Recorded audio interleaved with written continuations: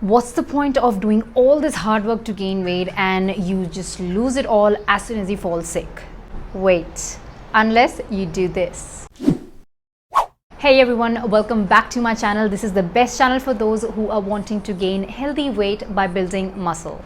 In today's video, I'll be sharing my top tips on how to increase your appetite. So if you're someone who falls in one or all of these categories, then this video is perfect for you guys. So either you're just a hard gainer who in general struggles to eat more, or you're someone who's trying to add a bit of calories to your day, but as soon as you add those calories, you just feel pukish and bloated. Or you're just a busy human who just struggles to keep up with your appetite since your schedule keeps on changing and you're just so busy in general. Or you're someone who tends to lose weight and tends to lose appetite very easily as soon as you fall sick.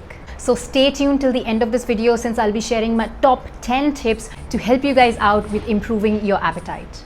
Now, all the points are very important and very effective, but I'm going to start with a very common point which you guys already may have heard of, but it's one of the most effective ones, and that is why I would like to start with this one, which is to eat every 3 hours.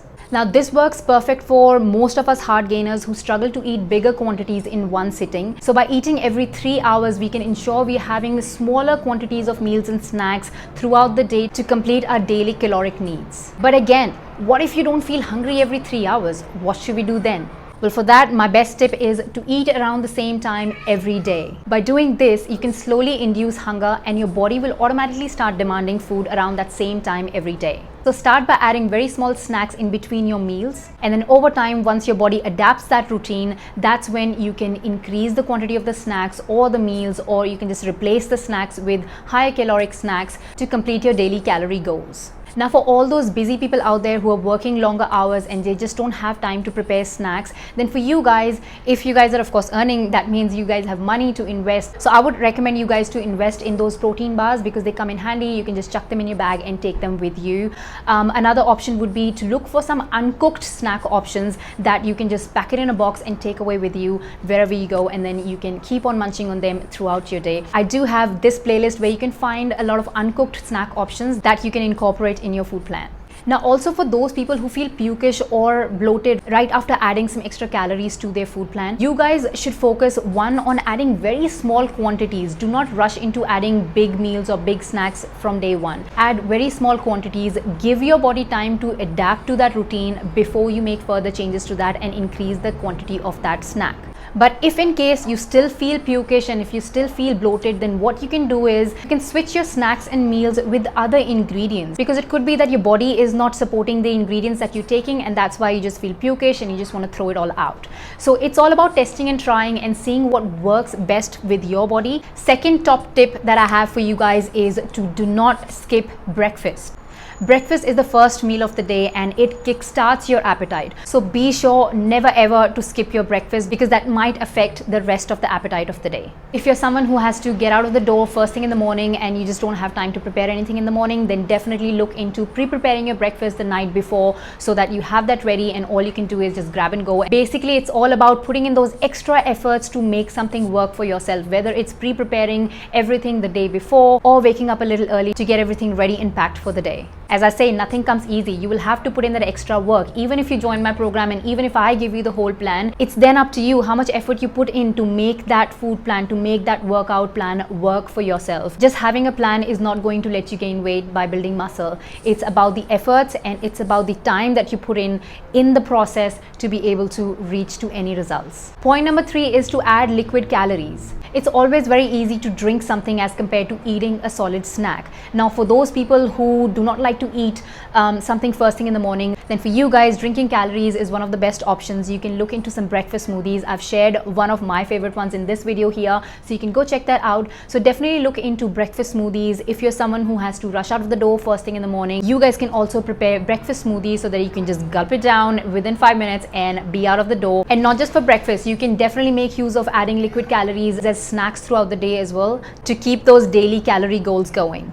Moving on to our next point, which is to get into a really good sleeping pattern. A well-rested body functions superbly. So make sure you're getting a good at least 6 to 8 hours of sleep every night so that your body can recover properly overnight to be able to function properly the next day, so that you can help yourself to eat all the calories comfortably and digest those calories comfortably as well. Now, I know we are all busy. We have exams to prepare for, or we have assignments to do, or we have work projects to finish and things like that. We all have that extra work to do, but it's all about juggling things around and managing your time around so that you can at least incorporate good 6 to 8 hours of sleep every single night, so that you can help yourself and help your body to improve its functioning the very next day and in the long run as well. I personally have noticed that when I don't get a good night's sleep, it directly affects my appetite the very next day. I just can't eat breakfast because I just feel like my stomach has shut down. So if you have someone who has noticed similar thing, then that could be it. Your sleep is what is hindering your progress. So work on that, improve your sleep,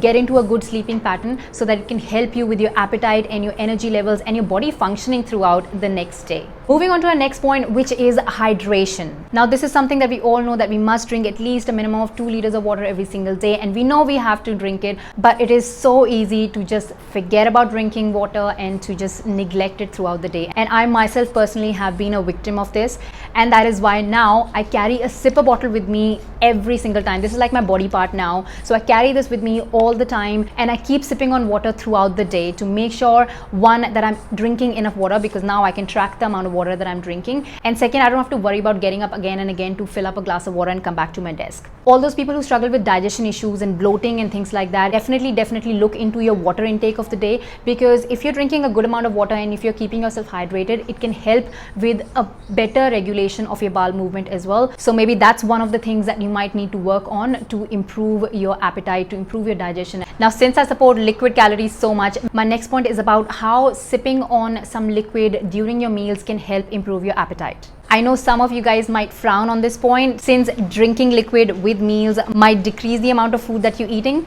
Well, yes, but if you are someone who's struggling to eat, then sipping on a fruit juice or lassi or any other kind of liquid of your choice, it will help you swallow the food. Because have you noticed that you put that bite in your mouth and you just tend to chew on it, and it becomes so difficult to swallow on that one bite. So if you sip a liquid with your food, yes, you might be consuming a little less quantity in that meal, but at least you will be consuming that food so that you can slowly build the habit of eating that much quantity at that particular time, which means you're inducing hunger in your body at that particular time. And over time, as you're able to consume your meal comfortably, that's when you can remove the liquid out of it and you can increase the quantity of the solid foods that you're eating. It's just a matter of finding the tips on how you can actually induce that hunger, how you can actually increase that appetite first by whatever works with your body, and then slowly make that better over time.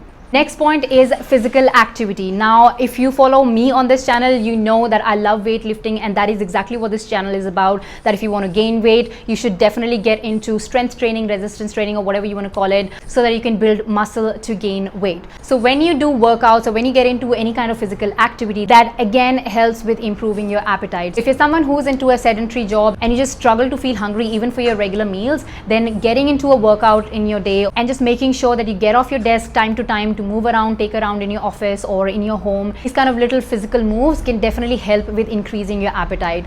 Now let's talk about that category where we tend to lose weight as soon as we fall sick. And personally, I am the person who falls into this category, and that is why the next few points are the exact same points that I personally follow to keep up my appetite. First thing is, just do not worry about losing weight or not being able to eat enough calories in the day, because the last thing you want is to stress about anything, especially when you're sick.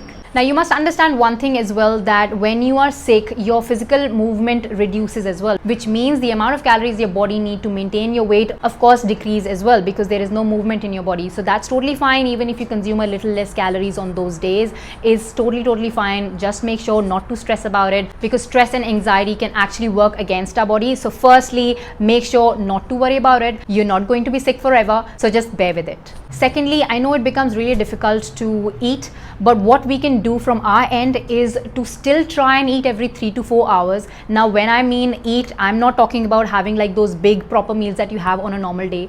Eating as in grab a fruit or any kind of vegetables that you like, right? Or just a bowl of soup. Anything little, anything different that you like, I still remember when I was in India, I would crave for golgappas when I fall sick, and that is the one thing I'll ask my mom to get for me. So, just to change the flavor in my mouth as well, because it gets really bland when you are sick. Basically, just try and have a few different things every 3 hours. This way, you might not be able to eat enough calories during those days, but at least you'll be able to maintain that habit that you created for yourself in such a long time. To be honest, it's only as difficult as we make it. So if you put in those extra efforts to at least maintain that habit, then definitely do it. Another point is plating my food. Now, of course, you've already lost the appetite and you just don't even want to look at the same food that you normally eat, because you just look at that food and you just lose your appetite. So in that case, what I like to do is plate my food a little different, a little more colorful, by adding fruits and vegetables to it, which is of course very, very important when you're sick, to consume all these fruits and veggies to improve your immune system. Also, when a plate looks good, it kind of like regulates your appetite. It automatically induces hunger. Even though you would only be able to consume a little quantity, that's fine, but at least looking at that plate, looking at those colors that are there and smelling that different flavor can actually induce hunger in you, and then whatever you can consume, you consume and support your body with all the fuel that it needs during those sick days. And lastly, whichever category you fall in, it is very, very important to keep patient. We need to give our body time to adapt to a new routine, to all the changes that we are putting on it. So be sure to give it that time. Do not rush through things, and do not keep on changing too many things too quick, because that can affect your body to adapt to any particular routine. So give your body time and let it adapt to the changes. Hope you got some ideas from this video to implement in your lifestyle to increase your appetite, so that you can support your muscle growth and you can support your weightlifting sessions. Let me know of any questions in the comment section below, and I will see you in my next video. Bye guys.